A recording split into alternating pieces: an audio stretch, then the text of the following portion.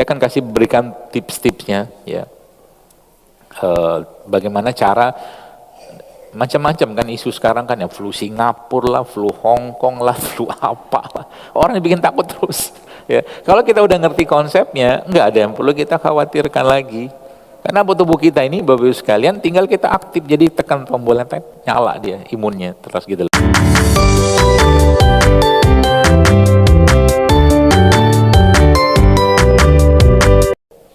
Bayi yang lahir dalam keadaan normal, ya, dibanding bayi yang lahir dengan kondisi sesar, itu ternyata, ya ini di luar kita bicara memang ada kemutlakan lahir sesar gitu kan, dioperasi atau tidak. Ini kita bicara penelitiannya, jangan langsung baper. Kadang-kadang kan anak saya sehat-sehat aja tuh meskipun sesar kan gitu, belum apa-apa udah baper. Nah, itu ternyata penelitian menyebutkan bahwa anak-anak yang bayi normal, lahir normal itu, ibu-ibu sekalian, itu ternyata mempunyai imunitas atau bakteri yang sangat-sangat paripurna atau sempurna. Beda sama bayi yang lahir sesar, apalagi prematur. Justru malah prematur itu ternyata punya bakteri patogen, bakteri jahatnya yang jauh lebih banyak daripada bakteri sehatnya. Gitu ya. Itu sebabnya ya, semua emosi yang kita rasakan ya, atau mungkin semua perasaan yang kita rasakan itu pada akhirnya akan mempengaruhi bakteri tadi. Nah, sampai sini pesannya, baru kita masuk ke topiknya. Bahwa ternyata, Masya Allah, Tabarakallah, tubuh kita ini, jamaah sekalian, itu jumlah bakterinya kita, kan pembahasan kita probiotik ini. Jumlah bakteri dalam tubuh kita ini jauh lebih banyak daripada jumlah sel tubuh kita. Di mana semua tempat di badan kita ini ada bakteri. Percaya nggak percaya? Saya tanya ibu-ibu edisi lama. Sudah tahu lah edisi lama kan, yang usianya 50 tahun ya, yang pernah menerapkan ini. Kalau anak Anda sakit mata, Anda ngapain? Dikasih apa? Kalau anaknya sakit mata, kan lupa dia. Kalau nggak dikasih air liur ibunya, ya kan? Ingat nggak? Kalau nggak dikasih ASI. Kenapa? Karena memang di dua tempat itu, ya, di air liur kita itu dan ASI itu ada banyak sekali bakteri-bakteri baik di sana. Nah, itulah. Jadi artinya apa? Semakin sehat tubuh seseorang itu, semakin dominan jumlah bakteri-bakteri baiknya daripada bakteri jahatnya. Nah, nanti tinggal kita bahas hari ini, itu bagaimana cara menyehatkan dan menjaga itu. Ya, yang penting Anda harus tahu dulu, jangan jangan ganggu keseimbangan mereka. Kalau ganggu keseimbangan mereka, yang terjadi apa? Mood kita akan bermasalah. Mood kita akan bermasalah. Kenapa? Kok bisa bermasalah? Karena si bakteri-bakteri tadi yang kita kenal sebagai probiotik itu, ibu-ibu sekalian, itu merekalah yang punya peran besar ya dalam tubuh kita, ya dalam manusia ini, yang memproduksi hormon kebahagiaan. Jadi semakin bahagia seseorang, kalau kayak menggunakan kaidah ini, maka bahasanya adalah semakin sehat perutnya, semakin bagus bakterinya, semakin banyak bakteri sehatnya yang kita harus sebagai bakteri atau probiotik itu. Apa itu probiotik? Ya, bakteri yang mempunyai peran yang bermanfaat untuk kesehatan kita. Cuman beberapa kita baca secara definisi, dia dispesifikkan itu di pencernaan. Ya, makanya kalau ibu-ibu yang anaknya pernah mencret, pernah lah kan, saya pun pernah. Sekarang kan ada satu preparat atau obat yang dipakai untuk ngatasi mencret, bentuknya saset. Tahu? Nggak usah sebut lah mereknya apa. Itulah pokoknya. Itu isinya apa? Bakteri itu. Pertanyaannya itu, bakterinya itu ya, yang diambil di saset itu yang namanya Bifidobacterium. Itu diambil dari mana? Sebenarnya diambil dari dari fesesnya bayi yang menyusui atau disusuin, dan itu ada bakteri baik. Jadi ternyata dalam ASI-nya ibu-ibu itu banyak sekali bakteri-bakteri baik. Jadi kita sudah dibekali Allah ya dengan ketika dia lahir normal, si bayi tadi kan maaf ngelewatin jalur lahir, jalan lahir dari ibunya, semua bakteri yang ada pada saluran kewanitaan itu lengket sama tubuhnya, plus lagi habis itu dikasih langsung ASI yang juga full bakteri baik yang ada pada tubuh ibu tersebut, kan keren tuh. Jadi sudah one package sebenarnya, satu paket. Jadi nggak usah khawatir. Ya, sekarang nanti ke depannya, nanti saya akan kasih berikan tips-tipsnya ya. Bagaimana cara macam-macam kan isu sekarang kan ya, flu Singapura lah, flu Hong Kong lah, flu apa lah. Orang bikin takut terus.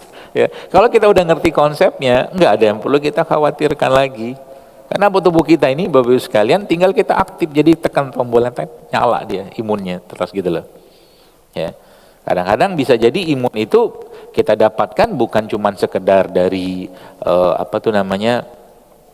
dari makanan, tapi dari perasaan.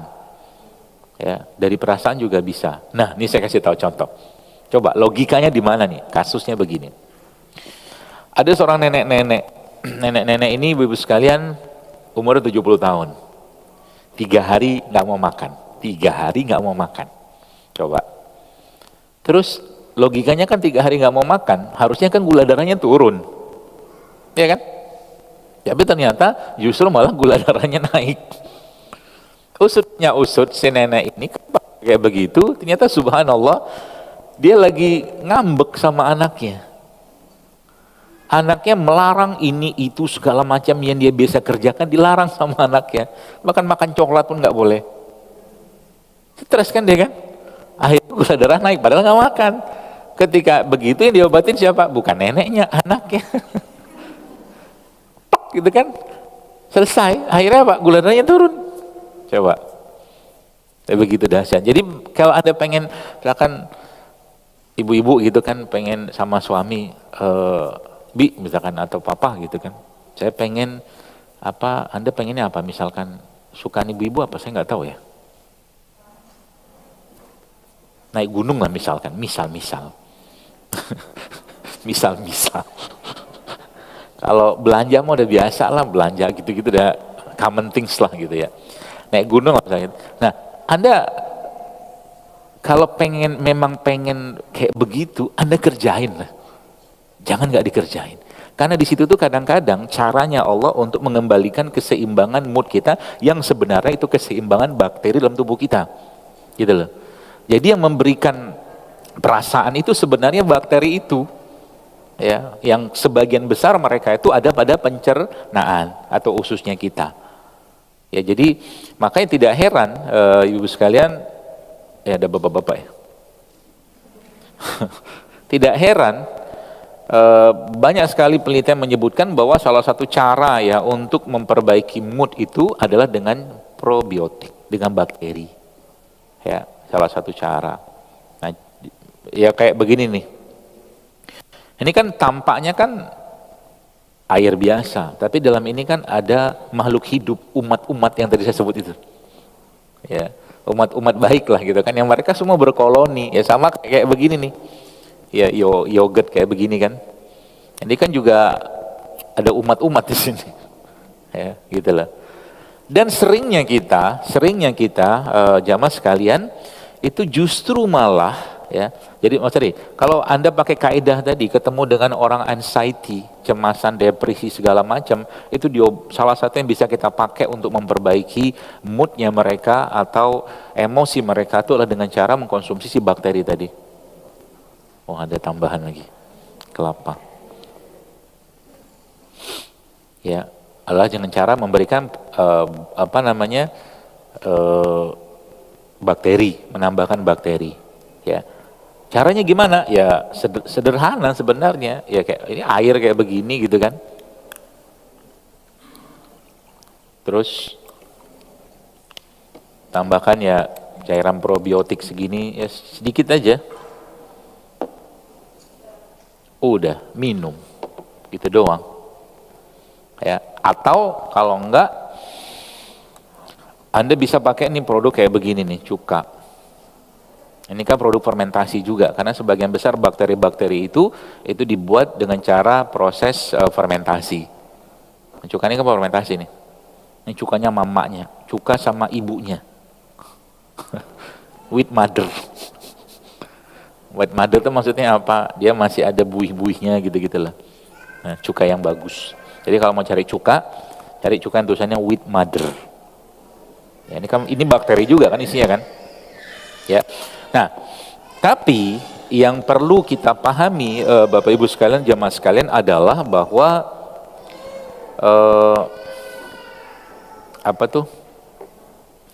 kita harus juga waspada dengan semua hal yang mengganggu keseimbangan mereka. Mengganggu keseimbangannya mereka. Ya. Salah satu contohnya apa? Nah, ini karena jamaahnya ibu-ibu, saya kasih ini dulu. Sebagian besar produk-produk kosmetik dan toiletries itu, ya, kan orang pikir kan cuma di kulit. Jadi salah satu bakteri atau koloni bakteri terbanyak itu ada di kulit. Ya, ada di kulit. Ya, jadi semakin banyak paparan bahan-bahan kimia sintetik, bahkan bahan-bahan kimia yang cenderung nyerap ke dalam kulit atau tubuh kita via kulit, itu akan mengganggu hormon. Ya, jadi kalau Anda pengen tetap terjaga kulitnya, coba mulai sekarang diperbaiki kosmetik dan toiletries-nya.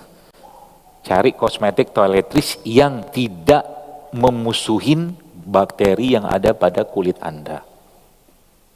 Ya, karena sebagian besar, percaya nggak percaya, kalau Anda yang pernah pergi ke Amerika, ya di Amerika tuh odol di sana itu ada peringatan. Browsingnya juga nggak saya. Warning on toothpaste in US, ada peringatan di situ.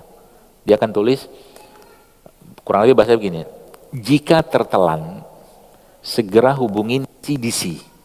CDC itu semacam pusat komite lah yang ngurusin tentang keracunan. CDC. Nanti buka aja di Google, tulis warning on toothpaste in US. Dari keterangan tuh.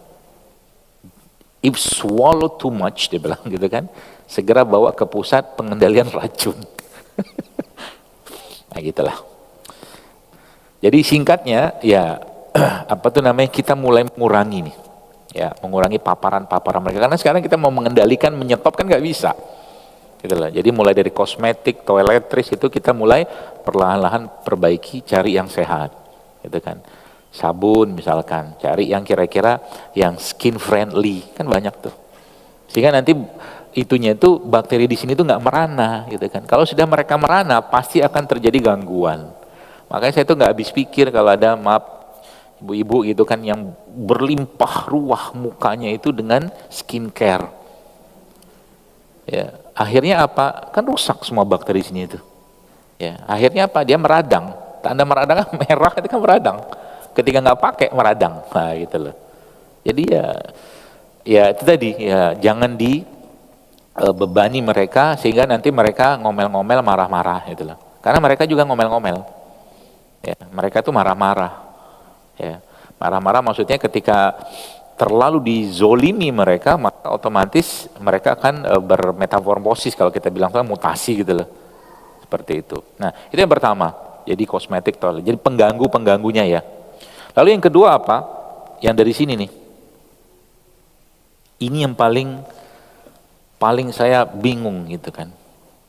Ya, kalau Anda lihat di Amerika lah, atau negara-negara yang sudah kuat safety-nya, itu nyemprotin pestisida kayak begini, itu menggunakan peralatan perlindungan diri yang full. Betul? Yang makannya siapa? Kita. Yang disemprotin apa? Logam berat, kimia sintetik, semua disemprotin situ. Yang makan kita. Gitu loh. Padinya, ya padi, ya pestisida itu kan kita sudah tahu. Ya, salah satu biang keroknya atau pemicu kanker. Ya, sekarang kita lihat angka infertilitas, kemandulan. Itu kan naiknya luar biasa, berapa ratus % itu. Ya. Itu kan salah satu efeknya memang dari ini, salah satu akibat dari pestisida ini. Jadi apa pesannya di sini? Ya, sebenarnya kalau mau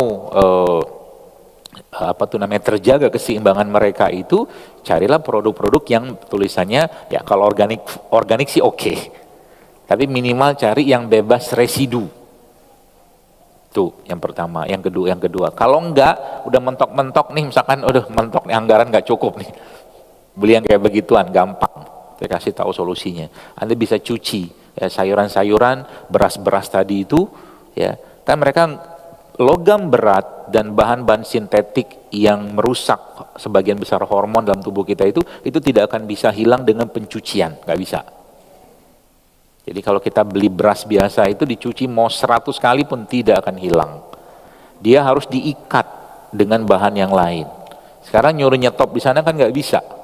Ya mau nggak mau kita di sini harus mikir muter otak bagaimana jangan yang masuk tuh logam berat dan semua yang mengganggu keseimbangan tubuh kita. Gitu loh. Salah satu caranya adalah dengan menggunakan cuka juga bisa. Jadi sayuran-sayuran tadi itu mungkin dalam wadah atau baskom 1 liter lah gitu kan, Anda mungkin kasih 1 atau 2 sendok makan cuka ya, diobok-obok dulu, nanti sayurnya cemplungin situ, direndam dulu. Ya, itu yang pertama. Contoh mungkin saya suka anggur, meskipun anggur bukan jangan terlalu banyak juga dimakan. Ya. Jadi semalam itu cerita sedikit tentang anggur dan gula darah, ini menarik nih. Semalam saya bertemu dengan bapak-bapak. Dia ini gula darahnya lumayan tinggi, ya sahabat, dia teman pasien juga lah gitu kan. Dia cerita, orangnya suka eksperimen. Ya ini bagi bapak ibu yang mungkin ada masalah dengan gula darah. Nah dia cerita, jadi dia akhirnya karena suka eksperimen, setiap makan apapun itu dia cek gula darahnya. Cek gula darahnya. Ternyata, ya ini kalau mau dicatat silakan. Semua buah-buahan yang dikeringkan, ya semua buah-buahan yang dikeringkan itu menyebabkan lonjakan gula darah yang cukup tinggi. Ya itu yang pertama. Lalu yang kedua, ada beberapa jenis buah-buahan yang cepat sekali glucose spike-nya itu, glucose spike itu dia naik gula darahnya. Misalnya mangga, ya hati-hati kalau makan mangga, ya karena mangga itu menyebabkan gula darah itu naik cepat sekali. Kemudian apa lagi? Anggur. Ya, anggur juga sama. Ya. Kemudian apa lagi? Kismis. Ini bukan berarti ini buah-buahan tidak boleh dimakan ya, tapi batasi, gitu kan. Kismis, anggur, ya, kemudian jus. Nah, hati-hati nih bagi yang Anda suka ngejus. Ya, apa hati-hatinya?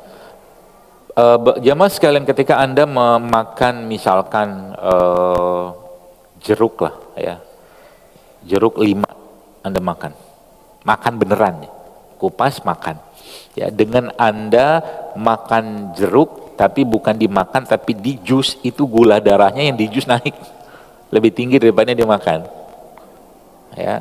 Jadi kalau Anda yang suka ngejus, cari yang kira-kira tidak menyebabkan gula darah itu melonjak. Ya, contohnya apa? Sayur. Bisa tuh. Atau paling bagus dia apa? Ya dimakan, dikunyah. Ya, kenapa? Karena makanan-makanan yang masuk ke tubuh kita itu sejatinya mereka perlu diolah dengan cara dikunyah. Karena ada enzim di situ, sudah pada tahu lah. Nah, lalu yang menariknya ada beberapa buah yang tidak terlalu menyebabkan kenaikan gula darah. Ya. Sebenarnya ini sudah tahu kita, maksudnya kalau kita baca namanya indeks glikemik sudah tahu, cuman saya ngerimain aja. Salah satunya itu adalah jambu air, ya, jambu air. Ya. Dan yang menarik lagi itu ada satu masya Allah, tips lah ya, yang itu ternyata menyebabkan gula darah itu enggak langsung naik, ya, dan dia stabil banget. Ketika dia makan apapun, nah ini dia menarik. Dia makan apapun, dia campurkan dengan ini, lada hitam. Ya, maka ini lada hitam ini sekarang saya sebagian besar misalkan saya bikin salad, bikin apa segala macam gitu kan, saya pasti akan pakai ini dan saya akan campurkan dengan garam. Ya, garam apa? Ya apa aja, yang penting garam sehat lah gitu kan. Nih garam sama ini the best ini. Ya, seperti itu. Nah, jadi itu salah satu cara. Jadi kita mulai mengurangi yang bikin ketakseimbangan si mikroba tadi. Jadi mulai dari luar itu, ya kita mulai perbaiki ya toiletries kita, kosmetik kita, ya. Apalagi bagi Anda, saya pernah ada seseorang lah yang cerita ke saya itu, dia cerita rutin banget minum kunyit. Itu bersih banget ya. Ya kulit itu bersih banget. Model kunyit doang gitu kan. Jadi sebenarnya istilah apa glowing sekarang kinclowing gitu tuh sebenarnya kaitannya kinclowing and glowing gitu kan. Itu kan kaitannya dengan apa? Dengan perut kita, pencernaan kita sebenarnya. Kalau dia bagus, dia sehat, otomatis kulit pasti sehat, pasti bagus. Tenang aja. Ya, apalagi Anda kasih vitamin, nanti kita akan bahas itu. Vitamin untuk mereka gitu kan, suplemen untuk mereka. Ya, tapi prinsipnya apa? Jangan ganggu keseimbangan mereka, gitu loh. Ya, jadi dari apa yang kita pakai, yang kita makan, dan yang paling penting yang kita pikirkan. Ya, jangan yang aneh-aneh. Kalau zaman sekarang udahlah mikirnya bermasalah, makanannya pun bermasalah, hidup di lingkungan orang yang bermasalah, di komplit gitu kan. Ya, semua masalah gitu hidup. Ya gitulah kebayang gitu ya. Jadi gimana mau sehat kayak begitu? Ya makanya kalau sekarang bahasa keren tuh toxic people. Bawaannya tiap hari itu ngeluh gitu, nggak ada seru-serunya gitu kan. Syukur gitu ya. Ya padahal tadi saya katakan ya itu salah satu kuncinya tuh di situ ya. Kita menjaga keseimbangan apa yang kita pikirkan, apa yang kita lihat, apa yang kita dengar, apa yang kita rasakan, apa yang kita makan, apa yang kita pakai gitu loh. Ya, itu cara paling mudah ya. Nah, apalagi yang kita bisa apa yang bisa menyebabkan ketakseimbangannya mereka? Obat-obatan. Ya. Saya pribadi ya bukan anti obat kimia tidak, ya, tapi kita harus bijak juga dong, terutama yang berkaitan dengan bakteri juga. Ya, misalkan antibiotik. Kan sekarang kan kita atau ya khususnya di Indonesia gitu kan gampang banget beli antibiotik. Ya, gampang banget beli antibiotik. Ya, jadi antibiotik itu salah satu produk ya kita tahu itu teknologi tentunya peradaban ini yang memang harus kita bijak menggunakannya. Ya. Supaya tidak terganggu ketakseimbangan mereka. Contohnya apa? Mungkin apa bukti ketika si antibiotik itu ketika ya terutama antibiotik yang dosis tinggi dan antibiotik yang digunakan dalam jangka waktu panjang. Ya. Pasti kita akan menemukan di labelnya itu efek sampingnya itu hubungannya dengan masalah gastrointestinal atau saluran pencernaan, pasti ada, ya kan, mual, muntah, gitu loh. Makanya salah satu cara untuk menjaga tubuh kita itu ya untuk katakanlah misalkan nih ada infeksi atau apa. Prinsipnya sebenarnya bisa pakai. Oke, yang mau pakai mazhab antibiotik silakan. Tapi yang kalau mau pakai mazhabnya probiotik silakan. Ya. Ada kalanya memang kita perlu pakai antibiotik. Tapi kalau untuk maintaining, kayak saya lebih memilih untuk menggunakan probiotik atau yang fermented. Ya. Bahkan yang luar biasanya Indonesia nih ibu-ibu sekalian itu masya Allah ya. Kita tuh kaya sekali dengan produk probiotik atau mungkin produk fermentasi. Ini kan ada tempe nih. Ini tempe. Ya ini tempe. Ini tempe. Tempe nih, ya kalau kita bongkar ceritanya di balik tempe ini dahsyat banget kerja bakteri di sini ya. Kerja bakteri di sini. Contoh. Ada satu jenis vitamin, seingat saya B12 atau B berapa gitu yang sejatinya cuman ada pada produk hewan. Tapi karena ada bakteri yang ada pada kedelai ini, ya, menyebabkan munculnya vitamin yang biasanya ada pada protein hewan, di sini ada, coba. Canggih banget kerja mereka tuh. Ya, kita tahu susu itu kalau dimasukin bakteri, kan nanti dia berubah jadi keju, kan gitu. Ya, jadi kalau saya ambil highlight di situ. Keajaiban yang terjadi ketika proses fermentasi pada tempe itu adalah kenaikan asam amino esensial. Jadi ini produk yang penuh dengan asam amino. Dan asam amino itu salah satu bahan baku atau pembangun tubuh kita. Ya, dan itu bahkan asam amino yang tidak bisa dibuat tubuh itu ternyata dengan bakteri dia bisa munculkan dalam tempe ini. Ya, jadi terus akan tanya, berarti bagus dong makan tempe. Berarti saya mulai besok, mulai hari ini makan tempe goreng. Nah, itu yang saya perlu revisi sedikit. Ya, kenapa? Aslinya ya ada mungkin coba saya lihat. Ini asam lemak esensial ya. Jadi sebenarnya ini di banyak kasus-kasus stunting di zaman dulu, saya tahu sekarang masih atau enggak di rumah sakit, ini kan dibikin jus tempe. Ya, ini kan produk fermentasi, kan mereka ada bakteri sebenarnya kan pakai starter gitu loh. Ya, jadi memang dia punya asam lemak esensial yang bahkan tubuh kita nggak bisa bikin. Nah itu ini B12 ya, yang luar biasa yang memang ada pada ini tempe ini. Nah, menariknya lagi apa coba? Anda baca highlightnya aja. Tempe mengandung zat antimikroba. Jadi kayak antibiotik kaya. Gitu. Yang dapat menghambat pertumbuhan bakteri gram positif yang biasa kalau di rumah sakit itu ditembak pakai antibiotik. Coba, Masya Allah kan? Modal ini doang. Ya, nggak usah kita bahas probiotik deh. Ini doang. Ya, efeknya luar biasa. Ya, dan sehingga dapat memperbaiki gangguan pencernaan seperti kegagalan pencernaan dan absorpsi zat gizi. Masyarakat yang biasa mengkonsumsi tempe ya lebih jarang terkena penyakit saluran pencernaan. Tapi lagi-lagi bentar ya. Nih, mengkonsumsi tempe mentah sebenarnya adalah cara yang baik dan menyehatkan meskipun tidak lazim.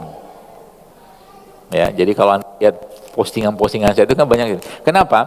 Karena masalahnya kalau sudah digoreng, apakah akan berkurang habis 100%? Enggak. Cuman minyaknya kan lengket, itu dia masalahnya. Sedangkan minyak yang dipakai di situ kebanyakan adalah minyak dari minyak nabati, minyak dari sawit gitu loh. Bukan minyak kelapa. Kayaknya sekarang nggak ada abang-abang gorengan goreng tempe pakai minyak kelapa. Kalau ada, saya mau makan karena minyak kelapa itu sehat, ya. Gitu loh. Jadi ya supaya nggak ada minyak, karena kan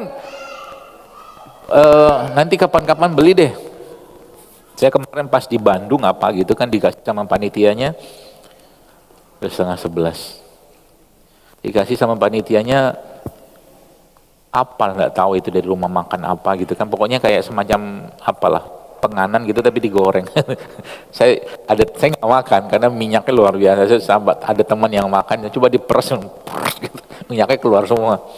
Itu yang bikin masalah nanti, oksidasi kita sebut dengan trans fat ya, lemak trans ya. Itu sehat nggak? Masalah besar sebenarnya. Dia ke jantung, pembuluh darah semua segala macam. Ya, nah yang luar biasa lagi dengan tempe kayak begini, yang ini salah satu produk probiotik ya, produk fermentasi.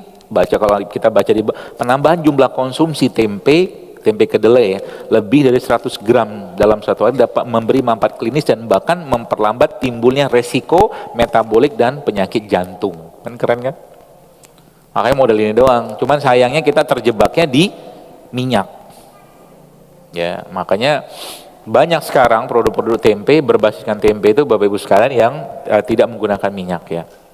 Nih, kalium pada tempe ya. Nih lihat, canggihnya bakteri ya, supaya Bapak Ibu paham. Canggihnya bakteri. Dia kan ada kalium. Tapi kalium gara-gara masuk bakteri di sini dengan starternya atau ragi yang kita kenal itu menyebabkan kalium itu meningkat drastis berapa kali lipat seingat saya. Artinya apa?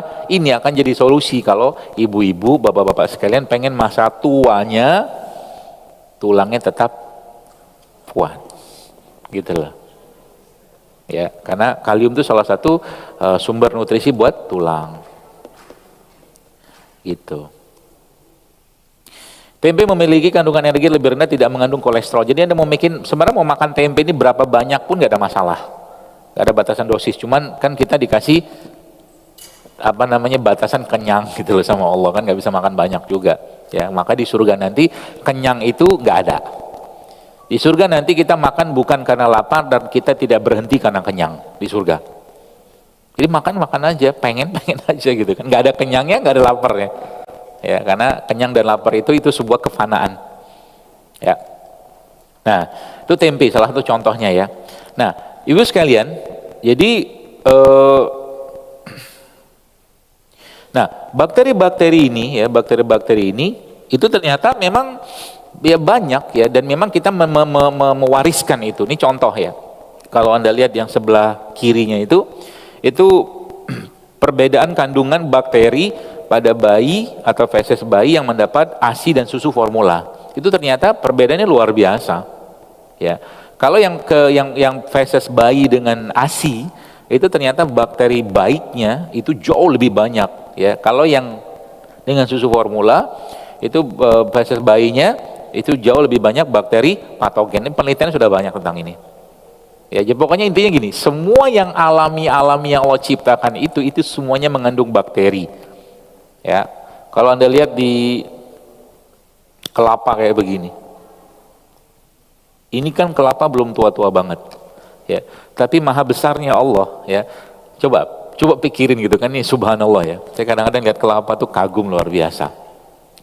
Kelapa ini salah satu media bakteri yang sangat baik ya. Awalnya kan kelapa muda, kalau ini kan belum tua-tua banget. Nanti habis ini kelapa udah kelapa uzur lah ya. Kelapa senior gitu kan. Yang kulitnya sudah coklat. Awalnya kan dia ini kelapa muda, ya ini kelapa muda, ini kelapa agak-agak tua, belum tua kan. Terus sini nanti ada kelapa tua yang coklat udah bikin buat santan. Coba, habis itu jadi apa airnya? Kalau udah tua, airnya nggak diminum juga, sama Allah diapain? Dibikin kentos. Kentos ngerti? Itu loh. Dalam kelapa tuh kalau ada yang kerasnya itu kalau bahasa Jawanya kentos. Gak tahu bahasa Bintarunya apa.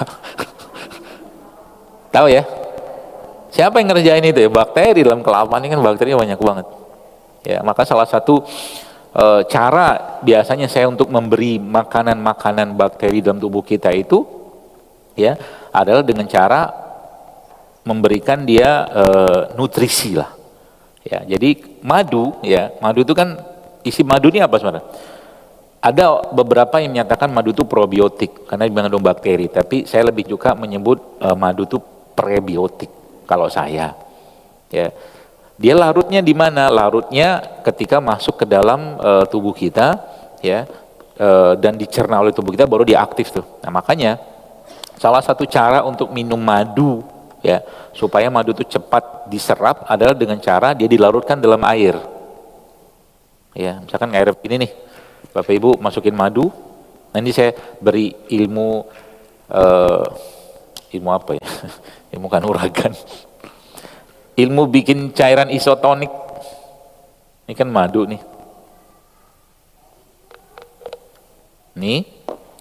Lalu Anda kasih garam.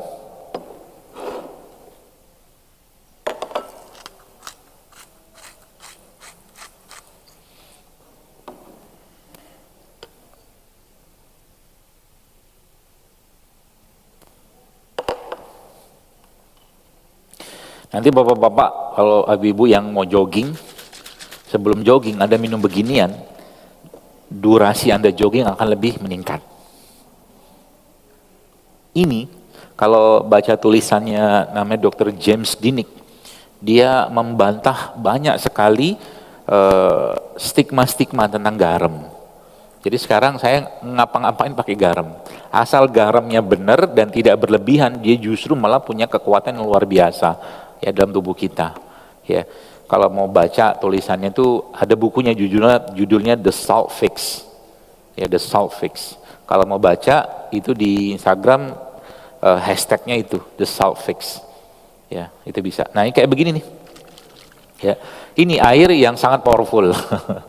Ya, air mineral, Anda kasih garam, Anda kasih madu, apalagi, nah ini dia, Anda kasih ini, makin jos dia. Nah, dikasih bakterinya, si probiotik ini ya, gitu, insyaallah.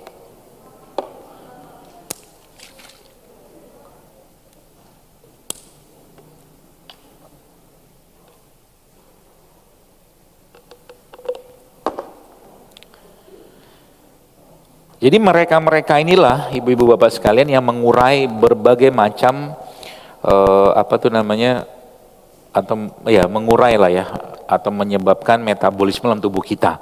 Nah, karena mereka sendiri tidak beri sendiri, mereka perlu diberi makan. Mereka perlu diberi makan. Ya, nah makanan isi bakteri ini kita kenal sebagai prebiotik, gitu ya.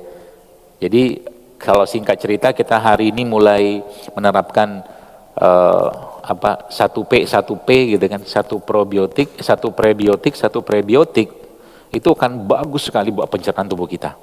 Ya, satu prebiotik, satu probiotik. Jadi prebiotik itu makanannya, ya, probiotik itu bakterinya. Ya, jadi kalau Anda lihat di depan ini kan memang saya sengaja bawa beberapa perlengkapannya kayak begini nih. Bengkuang ini salah satu sumber serat, ya.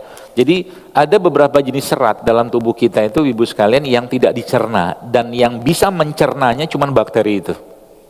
Ya, jadi kalau nanti Anda browsing tentang prebiotik itu menarik sebenarnya. Ya, karena sebagian besar yang kita makan itu bakterinya nggak ada, bakterinya habis, dan bukan jenis kategori serat yang kita sebut dengan ada menyebutnya beberapa jenis ya, ada menyebutkan short chain fatty acid, asam lemak rantai pendek, ya ada juga FOS atau GOS gitu lah bahasa-bahasanya itu, tapi intinya dia serat. Ya, semakin banyak serat itu kita makan, semakin bahagia mereka. Ya, ada beberapa jenis serat sebenarnya yang kita bisa ambil ya, terutama kayak dari pisang-pisangan kayak begini. Nah, pisang ini ya kan ada beberapa jenis pisang. Ada pisang yang matang sempurna di titik-titik hitam gitu kan. Nah, pisang kayak begini kan gulanya tinggi banget. Ya, jadi kalau lebih baik mana untuk kalau kita bicara pada level serat yang saya tahu, lebih baik yang jangan yang terlalu matang. Ya, jadi pisangnya agak mengkel. Agak-agak ya tua banget enggak, tapi muda banget enggak gitu loh. Nah, jadi ada keras-kerasnya sedikit. Ya, termasuk pepaya yang mengkel-mengkel itu. Ya, serat-serat itu sangat baik sebenarnya buat mereka tadi. Ya, jadi kalau misalkan atau nih beberapa jenis kacang-kacangan kayak begini. Ya, lentil. Tahu ya lentil ya? Ya, kalau di masakan India nih terkenal banget nih. Dibikin namanya dal. Ya, kacang dal. Ya, ini salah satu sumber makanan bakteri yang sangat powerful. Jadi coba nanti nasinya di rumah, kalau ada nanak nasi itu dicampurkan sama ini. Ya, kacang-kacangan gitu. Karena kacang-kacangan ini sumber itunya mereka, sumber makanannya mereka. Kan banyak lagi nih. Ada rumput laut, ada pistachio, ya, ada kacang almond, ya. Juga ada ini makanan saya suka banget teman. Tahu ini apa ya? Tape ya. Tape ini kan juga makanan fermentasi kan? Gitu loh. Jadi kalau pas lagi pengen makan es campur, ya saya campur doang nggak pakai es. Esnya sebuah. Isinya apa? Isinya apa ya? Ini. Rumput laut, itu kan kasih cincau, kasih kacang, terus kasih buah, terus kasih madu, kasih garam. Esnya hilang, jadi campur doang. Gitu ya. Kenapa saya nggak suka es? Ya nggak suka aja. Karena kalau terlalu banyak es bahaya. Ya, nggak berhenti. Tubuhnya kerja keras lebih banyak lagi untuk menyeimbangkan suhu. Jadi makanya jangan suka minum dingin sering-sering. Ya, kalau dan minum dingin tuh kabarnya juga bisa memicu obesitas, kegemukan. Ya, coba deh ibu-ibu minum es teh manis, nagih nggak? Ya, sebenarnya kalau menurut saya gitu kan, nagih itu ada dua hal, dari gulanya sama dinginnya. Jadi dingin tuh kayaknya nggak habis-habis gitu. Jadi padahal sebenarnya yang tubuh tuh inginkan dan tubuh kita inginkan tuh bukan dinginnya, tapi airnya. Iya kan? Coba lagi panas-panasnya, haus-haus gitu kan, kita minum air biasa, selesai hausnya.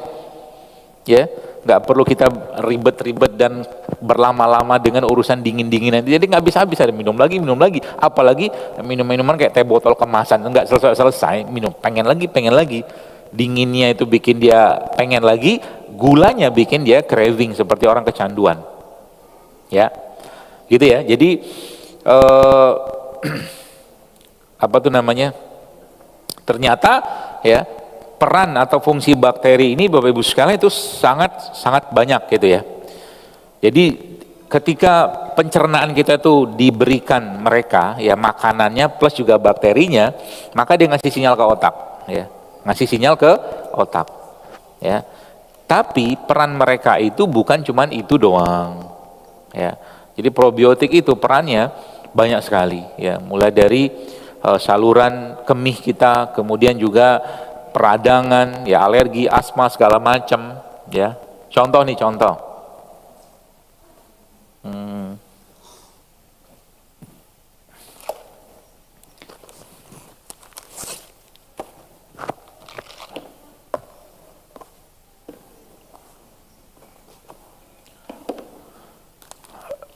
ini kalau kita bicara lifestyle, ini roti kalau dipegang beratnya mungkin ada 300 gram ini. Orang-orang yang berkecimpung dalam dunia perotian biasanya tahu ini roti apa ini. Ini roti namanya sourdough. Ya. Nah, roti ini bukan sekedar roti, tapi dia kan dibuat dengan bakteri, tapi bakterinya bukan pakai bakteri starter yang dijual di toko roti. Dia punya bakteri sendiri, kita buat, saya yang buat, tim saya yang buat. Ya, jadi dia disebut sebagai pangan fungsional. Jadi makan roti kayak begini, pencernaan justru malah makin sehat. Beda sama roti kebanyakan.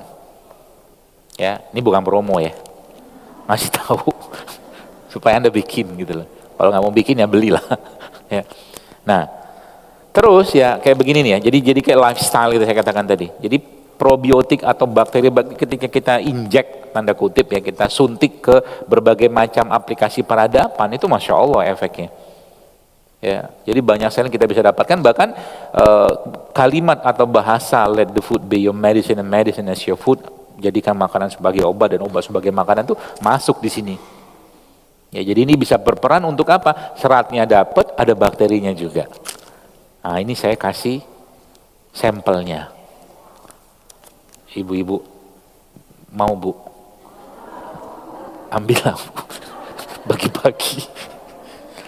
Ya, tapi ini nggak plain ya. Yang ini saya ini maaf. Mangga. Ya. Jangan bawa sendiri ya. Bagi-bagi. Itu selainya pakai selai Nutella ala-ala saya. Ini selai. Yang ada gula pasir, coklatnya organik, kita pakai garam yang sehat, masya Allah seperti itulah. Jadi makan itu mungkin berapa potong aja, Anda udah dapat kekuatan full, ya. Maksudnya lambung kita tuh penuh gitu kan, seperti itulah. Enak Bu? Enak. Kalau enak beritahu teman, tak enak beritahu kami. Itu slogan rumah makan Padang. Nah ini kan buah nih, saya kasih garam.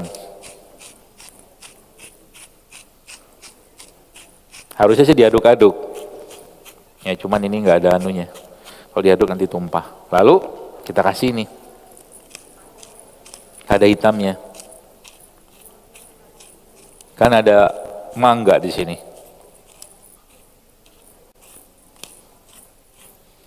Lalu kasih madu.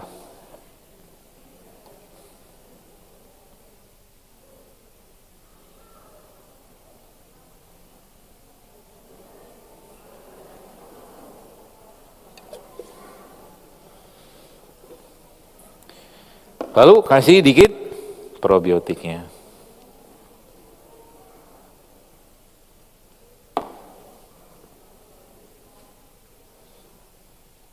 Dan tidak bisa diaduk. Kau bisa nih.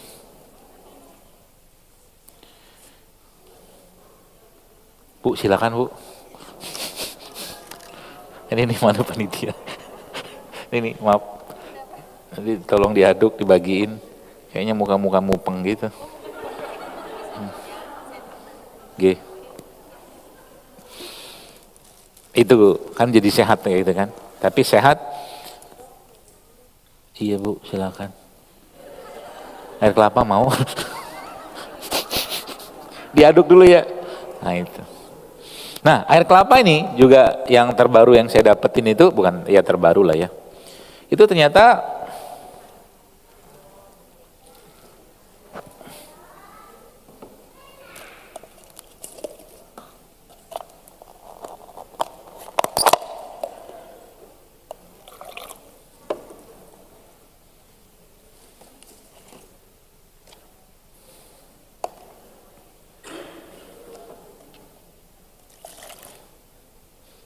semalam saya ngisi di JCC. Apa di JCC? Ada apa? Halal Fest apa gitu. Habis saya ngisikan yang ngisikan Ustadz Khalid. Penuh meja dengan makanan gitu ya. Mohon maaf. Nah, air kelapa kayak begini Ibu sekalian, ya. Juga sama sebenarnya. Karena madu itu salah satu pelarut yang terbaiknya adalah air kelapa. Ya, pelarut terbaiknya supaya dia bisa memberikan efek yang lebih powerful lagi ke tubuh kita itu pakai air kelapa dilarutkan. Jadi mana sendok? Ya diaduk lah pokoknya. Ya. Habis ya Bu sendoknya.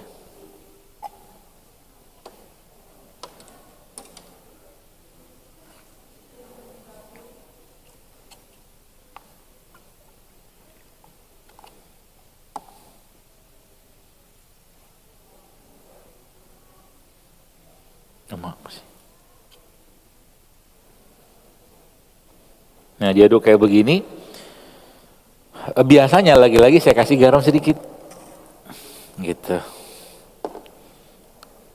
Udah, dibiarin berapa lama? Nah ini ada Enci Ashraf namanya, daripada Singapura. Ya, dibiarin selama 1 jam, larut dia. Minum itu, push. Kalau Anda mau balapan sama suami, oke. Asal nggak pincang aja. Ya, itu air kelapa. Jadi, apalagi air kelapanya ini dimasukin lagi, misalkan Anda tambahkan dengan rumput laut atau apa yang serat-serat kayak begitu, tuh akan lebih kuat lagi dia. Atau mungkin Anda tambahkan dengan, sebenarnya dalam air kelapa kan ada bakteri juga. Tapi kalau Anda mau tambahkan sedikit dengan cuka kayak begini, atau bukan cuka, probiotik kayak begini, itu jauh juga akan jadi powerful juga, karena memang medianya si bakteri itu ada pada air kelapa. Ya mudah kan? Mudah sebenarnya. Modal tempe, ya. Atau kalau enggak tadi itu tadi apa tuh? Buah tadi itu Anda campurkan dengan yogurt, juga bagus. Tapi cari yogurt yang plain, ya, yang nggak pakai gula, ya itu juga masya Allah juga sangat baik. Jadi banyak sekali sebenarnya Bapak Ibu sekalian, jamaah sekalian, aplikasi dari probiotik ini ya. Ya tadi saya ceritakan tentang penyakit inflamasi, lifestyle, ya kemudian sistem imun udah jelas lah. Karena 80-70% sampai 80% apa namanya, sistem imun kita itu diproduksinya itu di pencernaan. Artinya apa? Nggak heran zaman sekarang banyak sekali kasus-kasus autoimun, makan nyampah, mikir nyampah, temannya bermasalah gitu kan. Akhirnya kan konslet, bakterinya itu konslet gitu kan. Ya, autoimun itu kan sebenarnya penyakit yang harusnya tuh nggak boleh ada sebenarnya.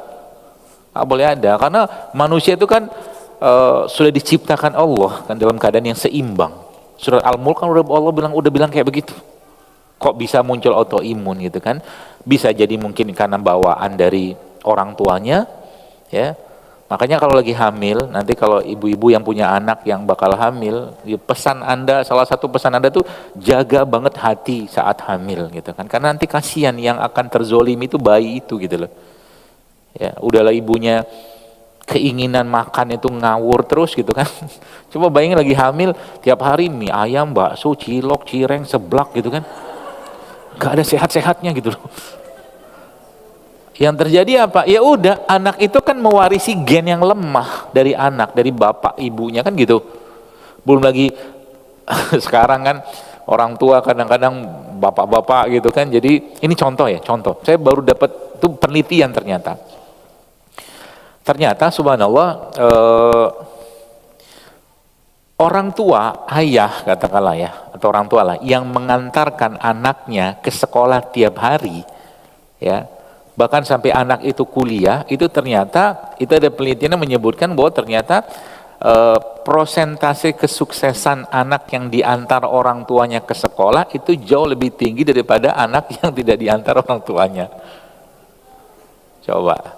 Pusing kan jadi orang tua terutama bapak gitu kan. Jadi nggak cukup cuman kerja zaman sekarang, Anda harus jadi teladan gitu loh. Makanya kalau bisa cari pekerjaan yang bapak-bapak, ibu-ibu masih bisa ngantar anak gitu loh. Apalagi salah satu doa yang mustajab ya, antara manusia ke manusia itu kan adalah doa orang tua ke anak ya.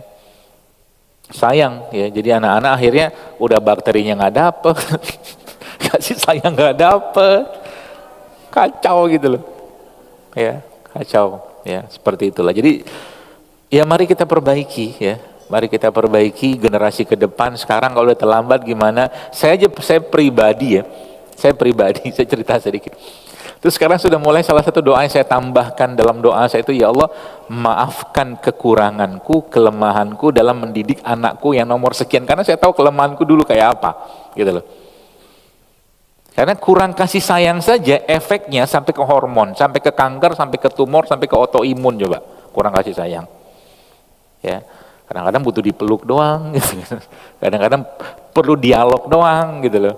Itu kan bahasa-bahasa, sebenarnya kalau kita pakai bahasa di sini, itu kan bahasa bakteri semua. Ya. Anda di sini, kenapa ngumpul di sini semua? Karena bakteri Anda mirip-mirip ini.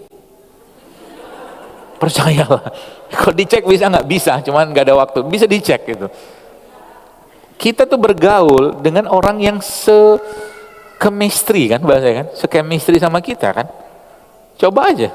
Yang nggak cocok kan kata Nabi gitu, al arwahu junudu mujannadah, kata Nabi. Ruh manusia itu diciptakan seperti prajurit berbaris-baris. Mana saling kenal dia saling bersama, mana yang berselisih dia kan berpisah. Gitu loh. Makanya pernikahan saja itu bisa dinilai ini penyakit yang akan muncul gara-gara pernikahan itu apa? Kalau pernikahannya dijodohkan atau saling cinta atau dipelet gitu kan ya, meskipun nggak syar'i lah gitu kan. Kenapa? Nih lihat contoh nih, saya karena bapak saya, keturunan saya itu memang gennya gen tepung semua, gen tepung. Bapak saya kan ada keturunan India ya, maka ya you know lah India makannya tepung tiap hari kayak orang Turki gitu loh. Maka ujian kan ada, berarti ada bakat menyukai tepung kan, maka tepung itu buat saya ujian gitu loh. Dan diberikanlah istri yang tidak terlalu suka tepung, karena saya nikah sama istri bukan dijodohin tapi karena saling cinta. Tapi ada tapinya. Kalau seandainya saya menikah dengan istri ya, atau siapapun lah bapak ibu menikah dengan istri dijodohkan, dan itu sama-sama gak ada yang nyetop, gak ada yang magerin, penyakitnya mirip-mirip. Paham maksudnya? Contoh mungkin dia nikah sama istrinya karena dijodohin, istrinya suka tepung, suami suka tepung, udah diabetes berjamaah itu. Paham maksudnya? Makanya ada yang stoppernya gitu loh. Gitu. Jadi kalau Anda lihat sekarang ya, kalau misalkan gitu kan, gampang gini lah. Ini salah satu hipotesis dan banyak benernya yang saya dapatkan. Kalau ada suami istri dua-duanya kena diabetes, coba tanya. Dulu nikahnya dijodohin apa saling cinta? Paham ya? Bisa jadi itu dijodohin, bukan saling cinta. Karena kalau saling cinta biasanya dua bakteri yang berbeda. Dua bakteri yang berbeda. Kalau pakai bahasa bakteri ya, dua bakteri yang berbeda. Yang satunya ngelos, yang satunya nyetop, gitu loh. Misalkan Anda punya suami yang hobinya beres-beres, bisa jadi istrinya hobinya berantakan. Coba aja, itu bakteri. Bener kan? Nah, itu kalau saling cinta. Tapi kebayang nggak kalau seandainya dijodohin, dua-duanya sukanya berantakan. Nah itu penerapan bakteri dalam rumah tangga namanya. Nah, makanya setiap kita ini punya ujian masing-masing. Cuman yang jadi masalah adalah nanti ujian emosi, itu yang paling masalah tuh. Ya, makanya oh ya, waktunya sudah habis. Alhamdulillah.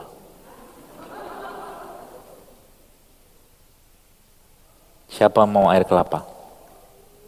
Kalau mau ambillah. Kalau tidak mau tidak apa-apa. Hidup itu dibuat tidak apa-apa saja. Ya, biasakan untuk tidak banyak mengeluh-mengeluh gitu supaya stabil hidup kita. Ada nasi yang makan. Ada nggak ada nasi ya makan ubi juga nggak apa-apa, misalkan gitu loh.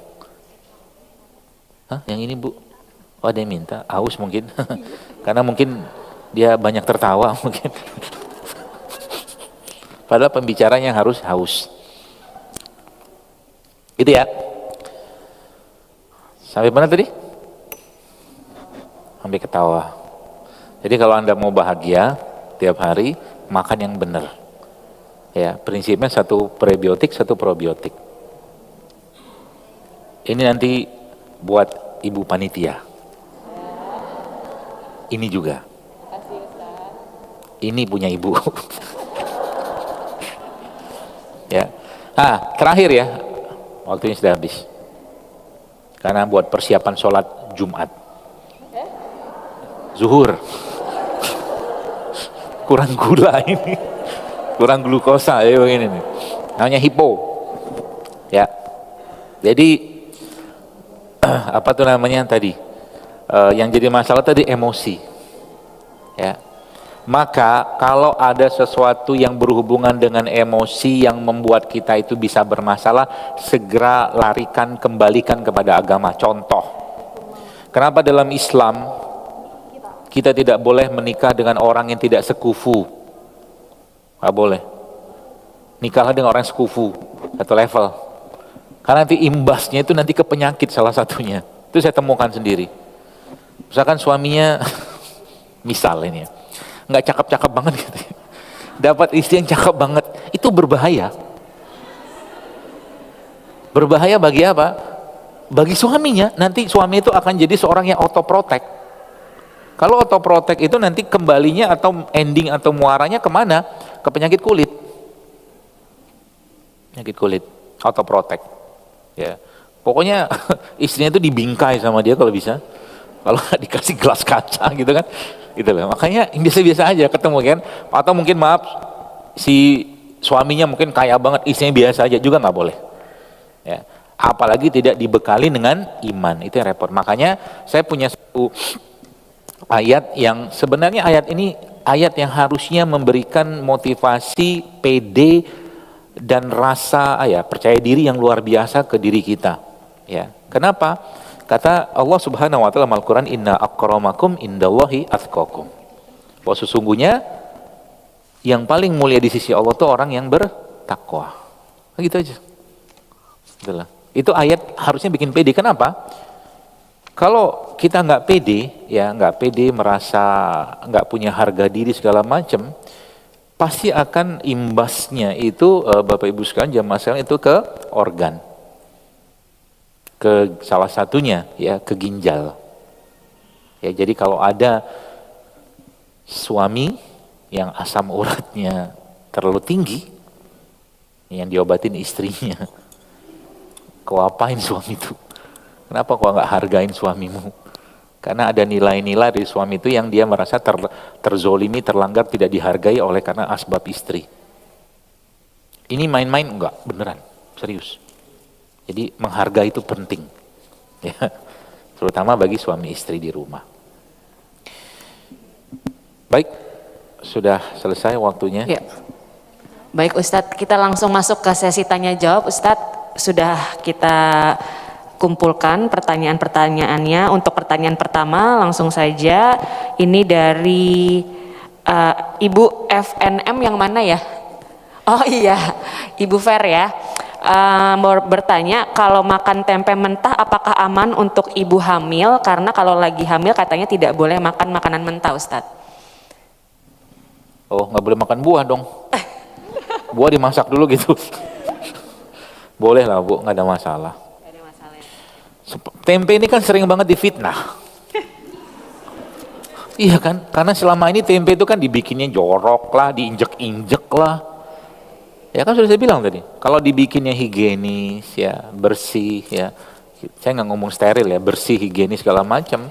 Sebenarnya tempe ini kan salah satu pangan yang sudah matang. Orang kedelainya kan direbus. Iya kan? Jadi sebenarnya zaman dulu itu, ya zaman saya kecil itu salah satu cemilan saya itu kan adalah beras mentah. Ya, beras itu kalau dicemil bagus sebenarnya. Ya, bukan bagus sih, ya serat juga ada gitu kan. Nah, bahkan ada salah satu makanan mentah lah ya, kayak di Sumatera Utara tuh namanya ita-ita. Nah, ita-ita itu dari beras ya, dari beras yang direndam ya. Kemudian beras itu ditumbuk, ya, dihancurkan, nanti coba dibikin di rumah ya. Jadi beras direndam mungkin ya setengah hari lah gitu kan, sampai dia agak-agak lunak lalu ditumbuk. Jadi agak-agak seperti tepung beras tapi kasar. Nah, lalu beras tadi Anda campurkan dengan kelapa parut. Ya. Lalu campurkan lagi dengan gula aren yang diparut. Dibikin bulat-bulat gitu. Nah, yang orang Sumatera Utara tahu nih ita-ita. Itu Masya Allah, sehat sekali itu. Karbonya dapat, seratnya dapat, lemak dapat, protein dapat.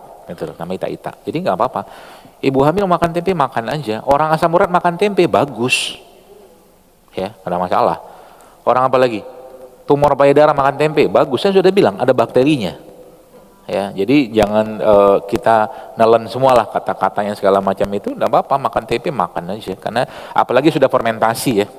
Ya kalau sudah fermentasi itu biasanya terjadi perubahan ya pada komposisi nutrisi pada produk tersebut. Lagi? Oke, baik. Kita lanjut ya ke pertanyaan selanjutnya. Jazakallah khair Ustadz. Jazakallah khair Ustadz sudah menjawab pertanyaan yang pertama. Pertanyaan yang kedua ini datang dari dua orang ibu ya, ada Ibu Rizky Nur dan Ibu Miranda, karena mirip jadi kita gabung. Assalamualaikum warahmatullahi wabarakatuh. Ustadz mau bertanya, untuk konsumsi madu dan kurma apakah ada batasannya karena keduanya tinggi kandungan gulanya, dan tentang madu ini adakah tips memilih madu yang baik seperti apa, atau adakah merek tertentu Ustadz? Jazakallah khair. Ini tadi lupa saya jelasin nih. Jadi ada salah satu cara untuk membuat tubuh kita itu enggak, namanya glucose spike. Glucose spike itu terjadi peningkatan gula mendadak ketika kita mengkonsumsi suatu produk yang tinggi gulanya. Nah, caranya apa? Caranya bisa pakai ini, probiotik ini. Jadi sebelum Anda makan, ya Anda minum air yang Anda kasih probiotik, atau paling tidak pakai cuka. Kalau nggak ada air, nggak ada probiotiknya, kalau cuka kan lebih gampang. Jadi Anda ambil aja, mungkin ibu-ibu bapak sekalian ambil ya bangsa satu sendok teh lah ya, kurang lebih lah ya. Masukin ke air kayak begini, ya. Sebelum makan kurma, itu Anda minum ini. Atau kalau enggak, makan kurmanya misalkan pakai cara yang Nabi SAW ajarkan, menggunakan butter. Kurmanya dibuang bijinya, butter dimasukin. Tahu butter ya? Bukan margarin, bukan mentega ya.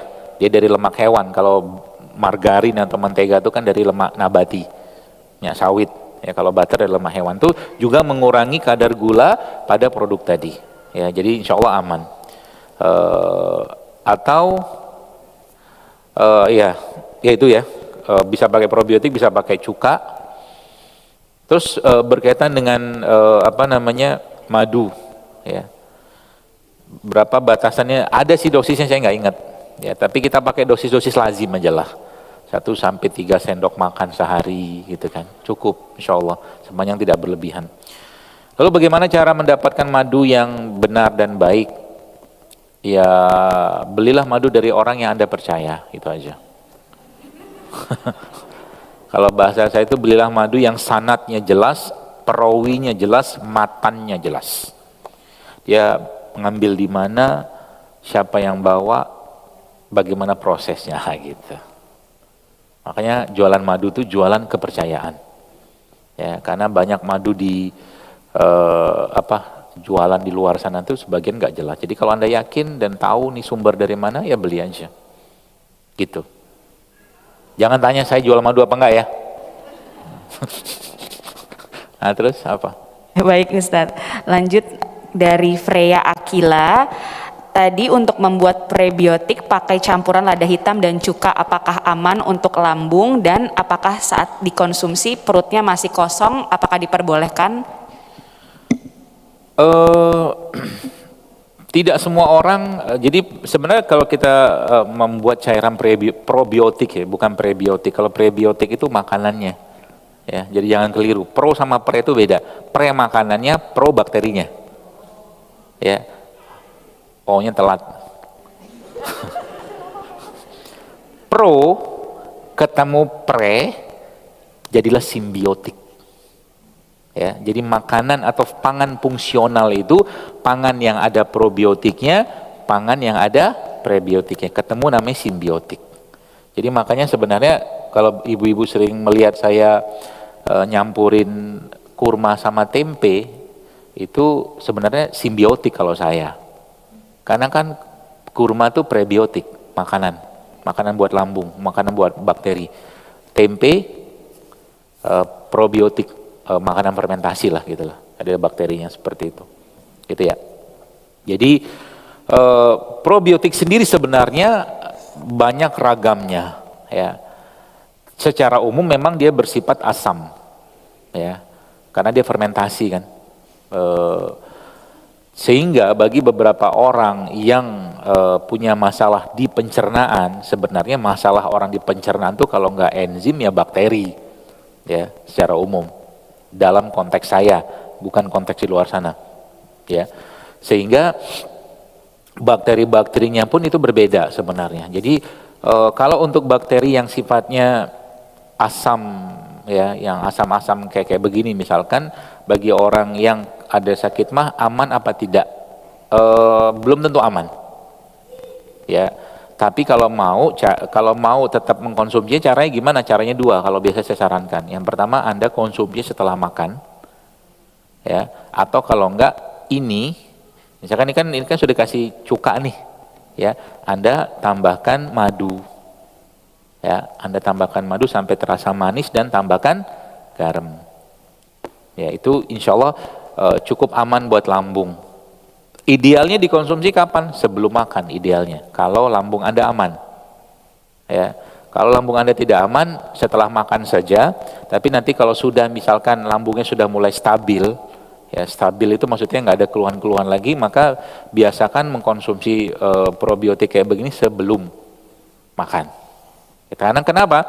Karena mereka kan fungsinya kan mencerna, ya, mengolah nanti makanan yang ada terutama di lambung itu, sehingga nanti makanan yang ada itu kalau dia misalkan tadi kan kita makan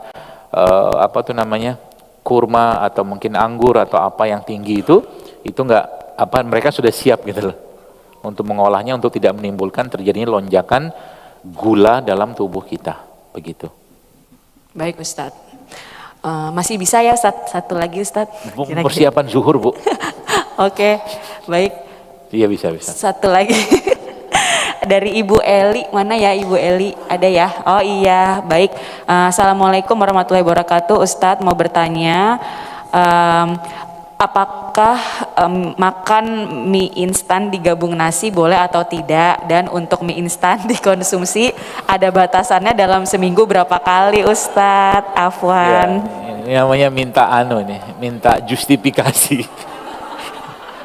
Apakah makan mie instan Apakah makan mie instan digabung nasi boleh atau tidak Ustadz? Makan mie instan itu kan sudah karbo, udah gula, tepung, ketemu nasi, gula lagi, berarti double karbo.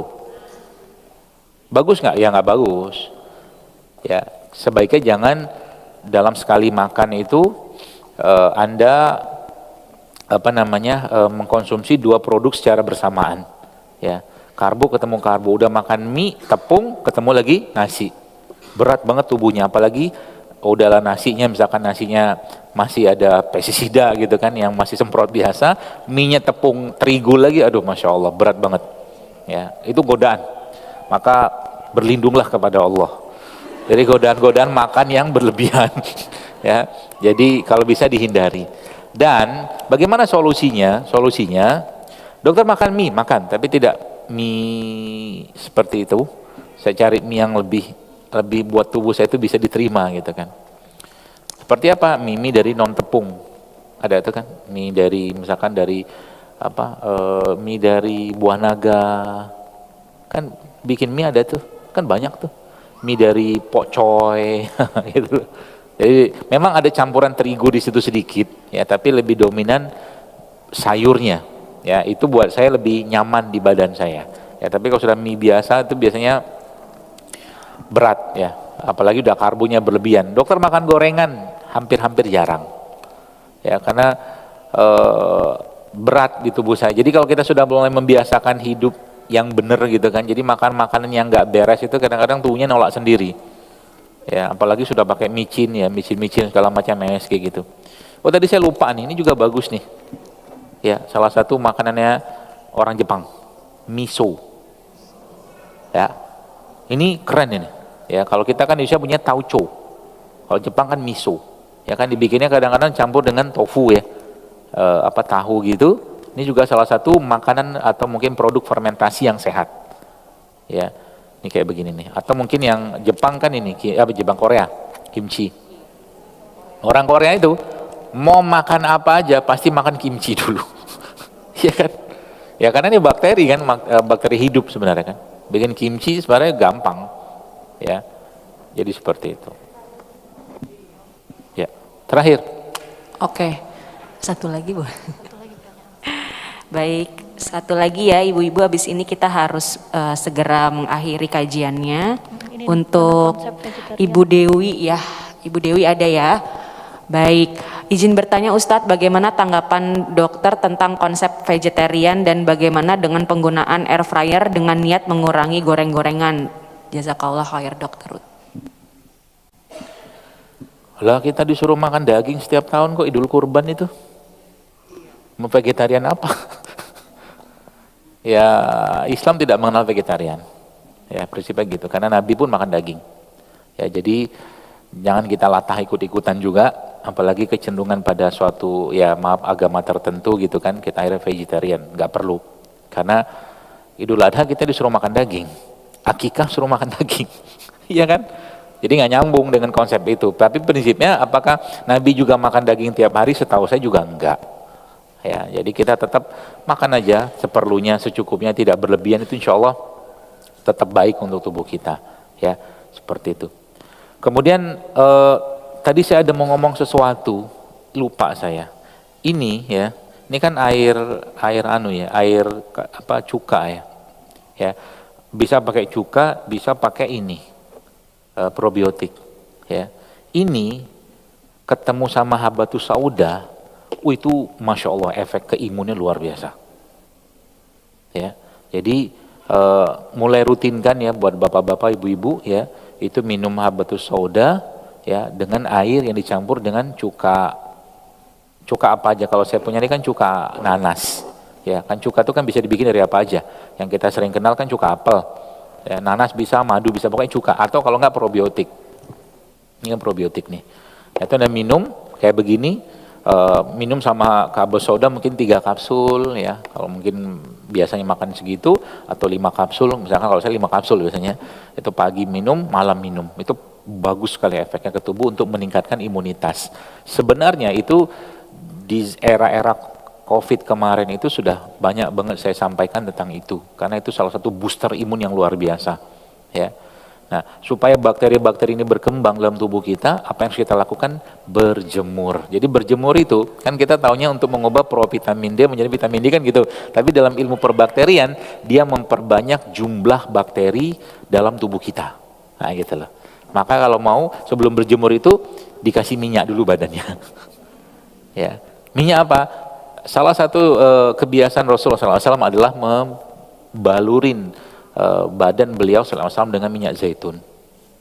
Ya, dibalurin tipis saja, nah, habis itu berjemur. Ya, itu sangat baik. Nah, kalau air fryer kayak apa? Saya belum tahu. Ya, karena konsep air fryer ini saya nggak tahu dia menggunakan gelombang atau menggunakan panas saja. Tapi kalau menggunakan gelombang, berarti mirip microwave. Nah, microwave itu sebenarnya salah satu cara masak yang tidak sehat. Jadi jangan suka pakai microwave, karena microwave itu kan dia pakai gelombang. Kayak setahu saya pakai gelombang elektromagnetik. Maka ada beberapa riset sih, tapi saya nggak tahu itu banyak atau tidak yang mereka sebutkan microwave effect. Jadi kalau sudah pakai gelombang, otomatis kan barang yang di microwave-kan itu akan berubah strukturnya. Gitu loh. Jadi jangan sering-sering lah. Ya mungkin sekali-sekali sih silakan, tapi saya di rumah nggak punya juga karena listriknya gede banget. Ya, kalau air fryer saya belum dalami, ya karena emang wallahu alam saya belum tahu juga. Tapi prinsipnya sebenarnya kalau nggak mau pakai nggak mau pakai minyak kan bisa di oven. Ya, air fryer saya nggak tahu prinsip kerjanya kayak apa, jadi saya nggak bisa jawab. Saya kira mungkin itu. Baik, Afwan. Jazakallah khair Ustadz atas jawaban-jawaban dari pertanyaannya, dan tadi bagi yang sudah dipilih pertanyaan mendapatkan hadiah dari Wardah selaku sponsor di pengajian kali ini, dan silakan hubungi langsung ke panitia. Afwan, Ustadz tadi mau bertanya cukanya yang dipakai cuka apa Ustadz ya? Mereknya? Probiotik ya? Probiotiknya apa? Probiotik banyak kok kalau ibu-ibu browsing di toko-toko online itu. Oh, oke. Ketik aja probiotik, ada kok yang jual. Banyak, itu jenisnya macam-macam, nanti bisa dibeli di sana. Kalau yang saya punya memang saya nggak ada mereknya, tapi kalau mau bikin sendiri juga bisa. Sudah pernah saya ajarkan itu. Jadi bahan bakunya itu bahkan nggak perlu pakai bakteri, bahan bakunya itu cuman pakai daging buah sama kulitnya. Anda cari buah-buah yang organik gitu ya. Lalu Anda cacah-cacah, ya. Itu takarannya itu 1/10/3 kalau nggak salah. Ya, satunya itu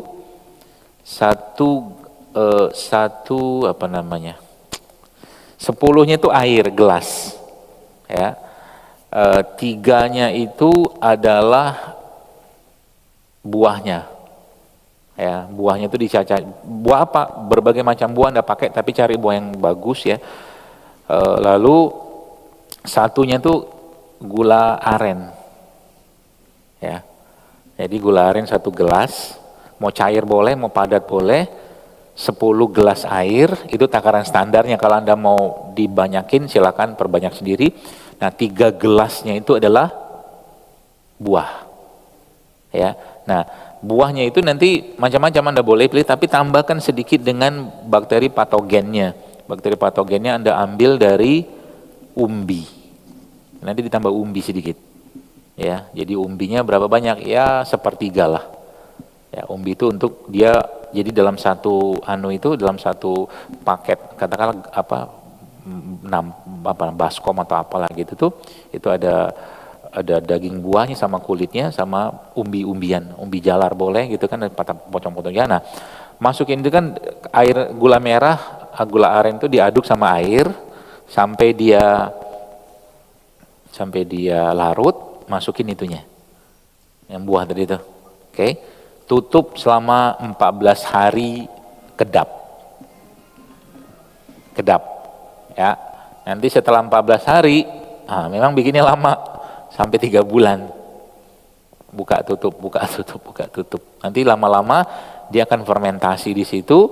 Nah nanti yang Anda ambil adalah airnya. Itu air powerfulnya luar biasa. Anda campurkan ke dalam pembersih lantai, ke dalam sabun cuci piring, itu Anda sudah menambahkan bakteri di sana. Ya, bahkan untuk membersihkan mungkin sungai saja pakai itu bisa, atau mungkin selokan gitu kan bakteri baik itu. Gitu. Baik. Cukup ya? Ya, baik Ustadz. Terima kasih sekali lagi jazakallah khairan kepada Ustadz Zaidul Akbar yang telah memberikan kami semua ilmu yang sangat luar biasa tadi tentang probiotik dan prebiotik. Semoga menjadi motivasi juga untuk ibu-ibu dan bapak-bapak sekalian untuk terus menjaga kesehatan dengan cara-cara yang tentunya diridhoi oleh Allah Subhanahu wa taala. Sebagai penutup Ustadz mungkin untuk menutup kajian kita pada pagi hari ini Apa tuh? ada pesan-pesan. Kayak mau meninggal aja. Biar tambah termotivasi. Ya banyak di beberapa tempat pesan saya tentang kesehatan ini sebenarnya mari kita jaga ya kesehatan atau tubuh kita ini berpesan sebagai bentuk tanggung jawab kita kepada Allah Subhanahu wa taala.